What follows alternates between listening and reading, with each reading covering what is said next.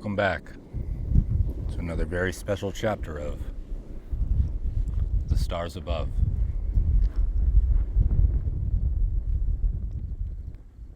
I feel like we got into it enough last chapter about what to expect here.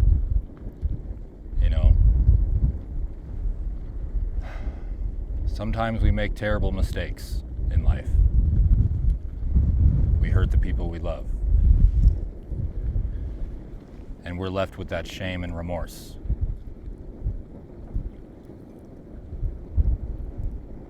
But we have to come to terms with that. We can't chase the high of a strong drug. We can't let chasing happiness blind us. We have to come to terms with that shame and remorse to grow beyond it.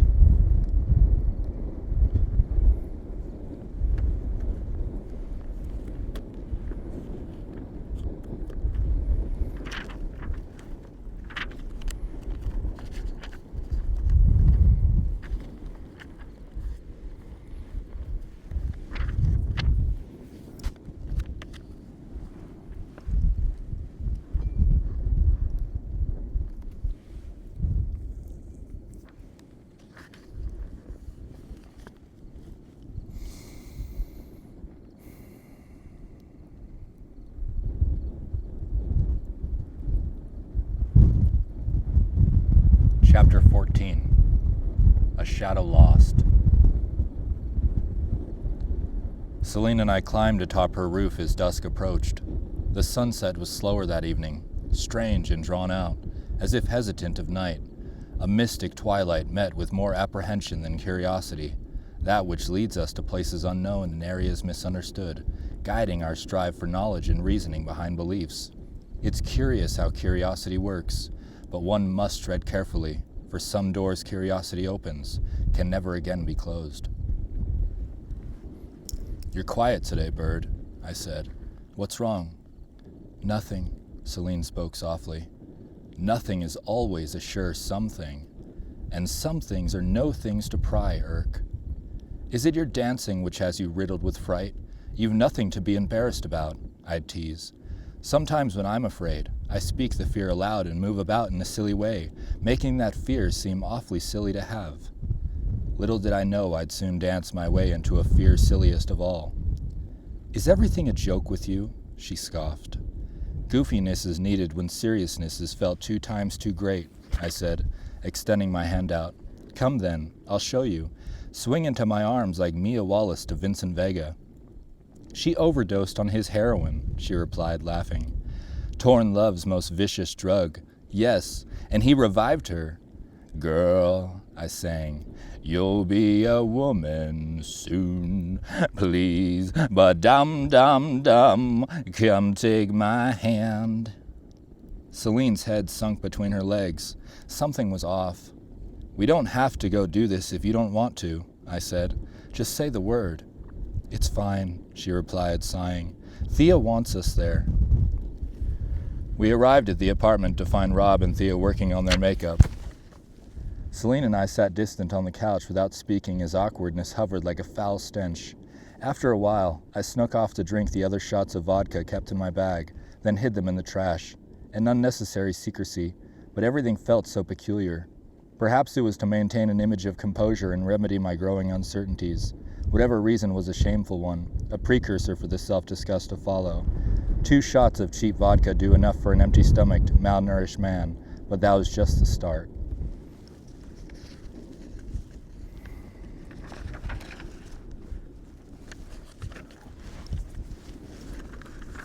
"What's crappening, you two?" Thea yelled, twirling into the room. "Wow," Celine cheered, breaking her silence. "You're so beautiful." "Why, thank you," Thea said, curtsying. "Y'all ready to boogie?" "You know it," I said. "Still have that vodka, Irk?" Celine asked. "That's long gone," I replied, neglecting to mention it was only just polished off. "No worries," Rob chimed. "I've got a bit of whiskey for us." We got to the club around 10, grabbing a table and round of whiskey colas. The liquor began to cut our anxiety, easing tension between Celine and I, but a formidable drunk was building. "Let's dance," Thea said, taking Celine by the hand to whisk her away. It was tantalizing watching them together, like mystics of madness, a duet of celestial beings, every free-spirited step being harmonized to each other's as fantasy coalesced reality. It felt hypnotic, like having a hand in two entirely different worlds. The room had dematerialized before me, and all that remained was them, home in one another's arms, the moon and her mother, upon an astral plane of infinite wonder. It's a very strange thing to experience when the dissolution of what's understood as conceivable barrels over you in a matter of seconds to reveal all that was once believed inconceivable. Then again, there hadn't been a single moment spent in their presence not reminiscent of a dream. And if we can't tell whether we're dreaming or awake, why question if something so beautiful is or isn't real? The only thing which truly matters is how it makes you feel. Celine and Thea lifted the veil of a perilous past, presenting the karmic trials of my existence through fissures in time and space, transcendental realms of which I could brave the testament of one's own will, and if even for a moment, find myself worthy of life and love.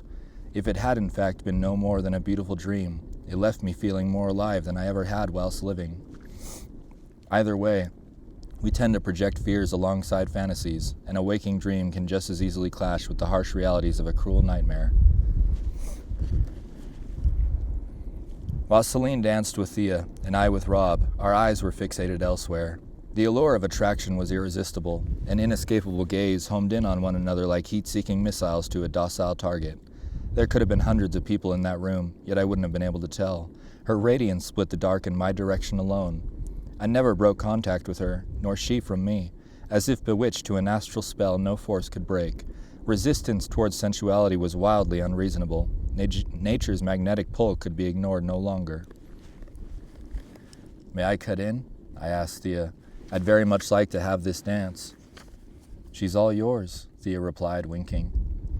Celine and I took each other's hands and, amidst that moment, a part of me truly felt the boy who'd embarked upon his hero's journey was found victorious, having awakened from a perpetual slumber to challenge fears, conquer villains, and find himself standing before true love's first kiss.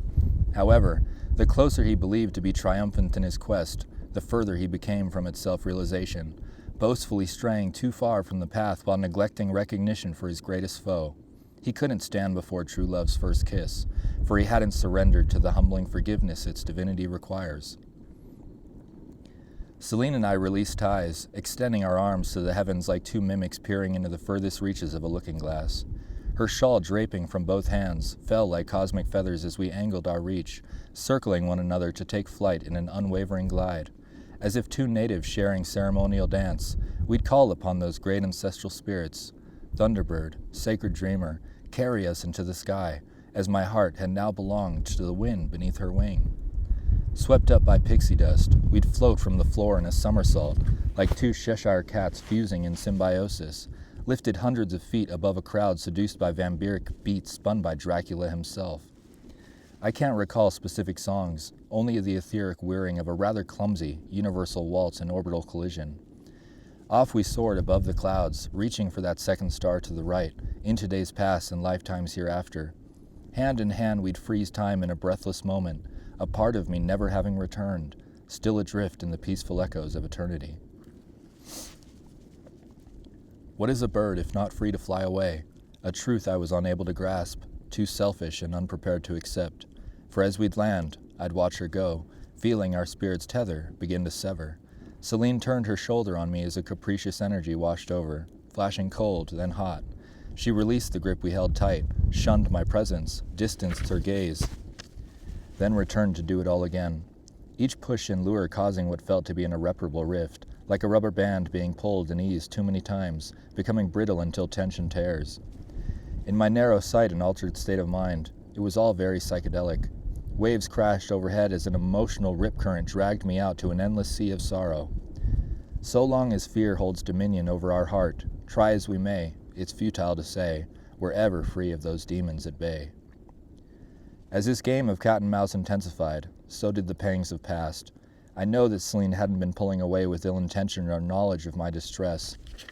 Yet every time was a violent tug on the heartstring. The battle being waged was an internal conflict of my own volition. Those deepest-seated, unresolved, and left ignored emotional traumas we carry can be triggered as easily as flipping a light switch. Throw alcohol's heavy intoxication into the mix and you've got yourself a roaring chemical fire with no extinguisher. The mind has a dreadful place the sheltered will never know, just as the child who lacks love sees nothing more than the broken toy waiting to be thrown away. Every time Celine pulled away and closed me out, that monster I'd spent a lifetime unconsciously suppressing would unsheath and reveal the weapons it once used against me. Every time I'd felt betrayed, walked from, or told goodbye, never to return. Every time I was ripped from my mother's arms, every time she'd promised me, I'll make things right, it'll be okay, and wasn't. Every time she hid behind closed doors while choosing the drug over me. But above all else, every time I'd been told that I was loved, yet never shown in a way I could feel. The atom bomb of which I'd spent a lifetime unknowingly engineering within me was now ready for interpersonal mass destruction, destroyer of my worlds. I could have been courageous and chose to meet its eyes, facing it then and there while finally slaying that monster inside of me. I wish otherwise, but once more I'd buckle, having fallen to the fear looming in the footsteps of my shadow. Before Celine got the chance to pull away again, I'd walk away from her, fleeing like the coward I knew myself to be. Thea and Rob were sitting at the table upon approach. "I've got to go," I said. "You two ready to head out so soon?" Thea asked. "I don't know. Yeah, guess so. I just need to leave right now." "Okay, we'll all head out together then. Is everything all right?" "No," I said before darting towards the exit. The corridor narrowed in a haunting way, tunneling reality as I felt the immense pressure of that choice bearing the weight of a sad world. I could hear my mother's faint voice calling from the depths within. Everyone knew whoever let the sadness overtake them would sink into the swamp. And so, as Artax fell to the sorrows, I pulled and I pulled, fighting against the sadness. You must try. Fight and fight, Icarus Mikhail. You must care and never give up. Yet still, I'd forsake her. As if having eyes in the back of my head, I could see Celine trailing closely behind, trudging through the inescapable swamp of my sorrow. "Icarus!" Celine yelled. "Icarus, wait!"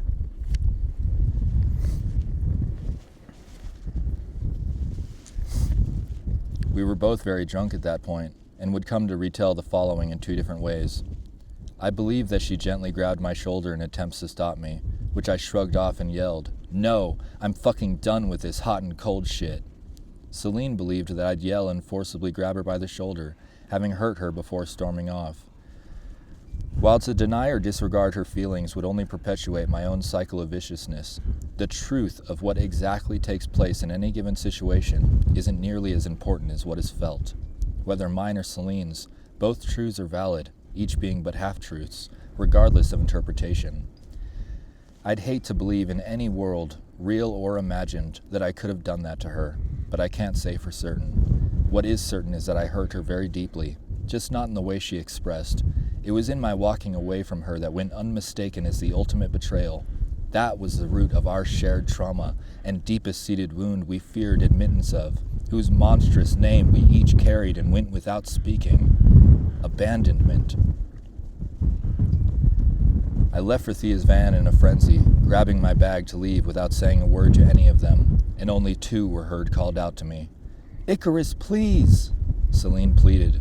The shrill sadness in her voice pierced my heart like cold steel. I could feel her tears begin to fall for me, just as I'd known that futile voice pitch and cry for help, for all of them had once been mine. In a primitive state plagued by primordial fear, I'd flee in shame as no less than a breath of myself, head hung low, tail between my legs, and flame extinguished. Having walked with Celine once upon a dream, I'd now selfishly depart, leaving her to rot in my own self-created nightmare. I chose to leave her side. I chose to abandon her in fear of my own reflection.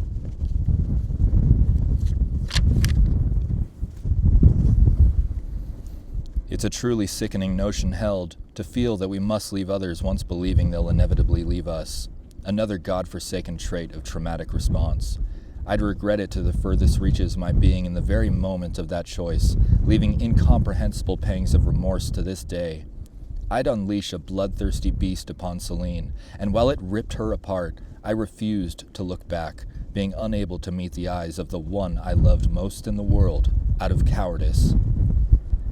The only thing which should have scared me more was what I'd been willing to do to myself, having felt what I'd done to her.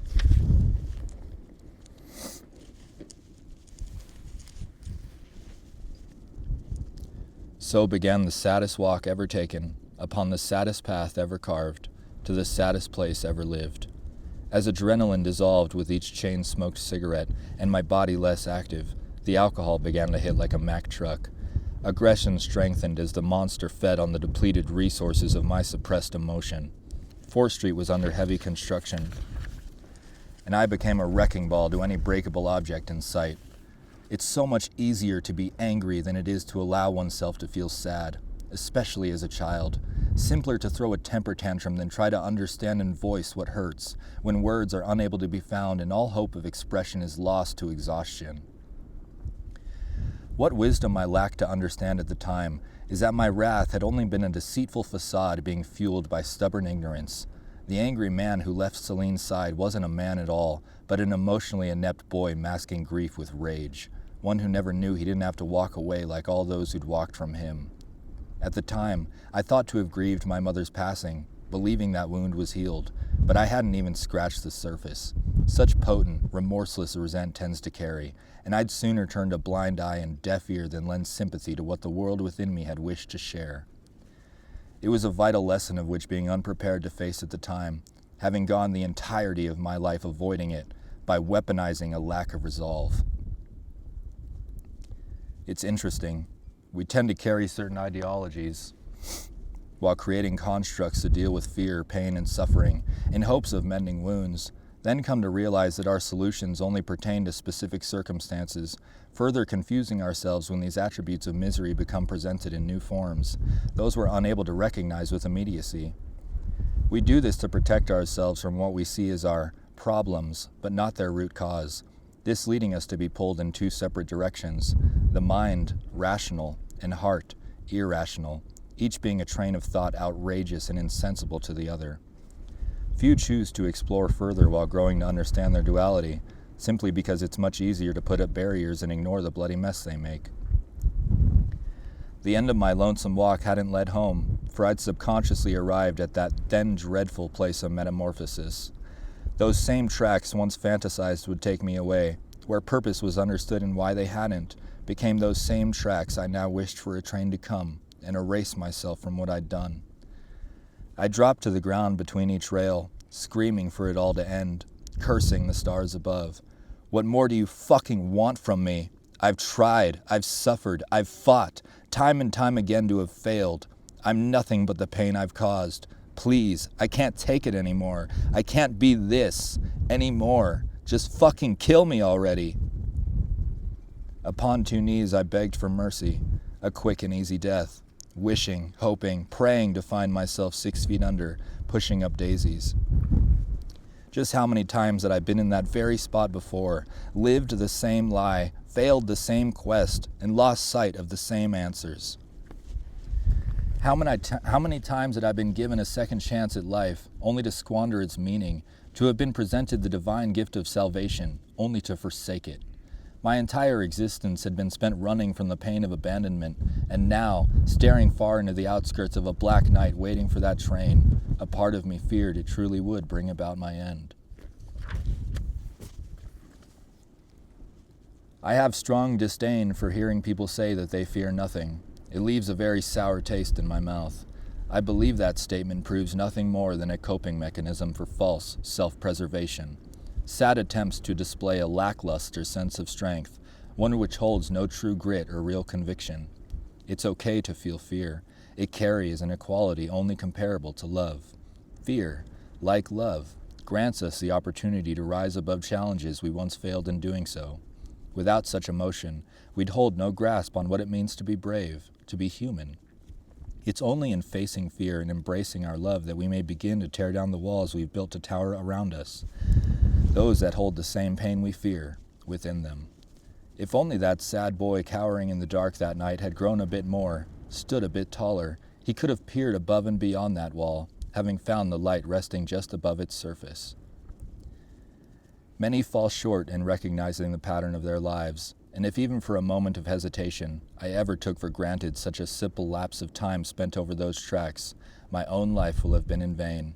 When we rid ourselves of hope, inhibition, and sense of fragility, the lessons behind their importance are bound to arrive, whether we like it or not. One should hope and pray that such teachers present themselves in ways able to come back from. To lose respect for one's life is asking to dance with the devil, and there's no tango he swings to better than death. And just what is it that makes the thought of dying so frightening? Is it death itself, or the fear of uncertainty? Doubt in feeling our existence held purpose and meaning, that attachments to our beliefs, bonds formed, and love shared, could perish into nothingness. What other roles do religion and spirituality play, if not to bring us peace and knowing of life hereafter? It is an uncertainty I fear most about death, but the certainty of truth. One while desperately longed for, I don't believe will be comprehensible until a purpose is fulfilled. The very same I'd once found to be so clear upon those tracks. Absolution in undying love and unconditional forgiveness. Death is simple. Death is peaceful. But my time wasn't up because the quest hadn't been fulfilled. It only just begun. And if I were to live to fight another day, I'd have to leave that scared and unwilling part of me behind, upon those tracks to die. When the dawn of my reckoning arrives, and my heart's scale is judged, I will not have raped the divine nature of my existence. I'll have brought purpose to that grave, doing so with humility, not knowing shit from Shinola. There I kneel between two rails, a child in the hollowed-out shell of a man. I no longer knew the fairy tale's end, had forgotten how to fly, and betrayed my own shadow, that which longs for the light of its creator. I'd lost my eyes, my way, my will, and, in turn, my spirit, having become a phantom to purpose. I had only just begun to remember that heroic boy who braved peril's defiance, yet now sought so dearly to forget. The part of me unwilling to surrender and prepared to die was left there that evening, drifting into the outskirts of night, and while once lost and alone, he's since been found. I can see that scared little boy kneeling over those tracks, wishing for that train, the one which never came. He looks so very sad. Why didn't it arrive as it had each and every night before? Could it be that fearful child hears the song I sing now? For the more conviction which rolls off the tip of my tongue for the world to hear, the further I'm able to turn back time, weaving my past with the present, back to that moment I fell from grace, those fleeting seconds walked away from Celine, away from myself, knowing to have hurt the one I love. The more I sing for the stars above, the slower each regretful step that boy took becomes, and a new glimmer of hope shines within his eyes. I can see that inevitable turn of fate act as the catalyst it was always to be, where our greatest fear arose for us to finally face, together, no matter the pain to come. Yes, I can see that boy. He's heard my song, took that step down, away from that train, the one which never came. Sad little boy, do not fright, take thy hand, bear thy light, know thy love with all thy might, stand once more and fight, fight, fight. Feel each tear, hear her sing, remember, it's thy heart which belongs to the wind beneath her wing.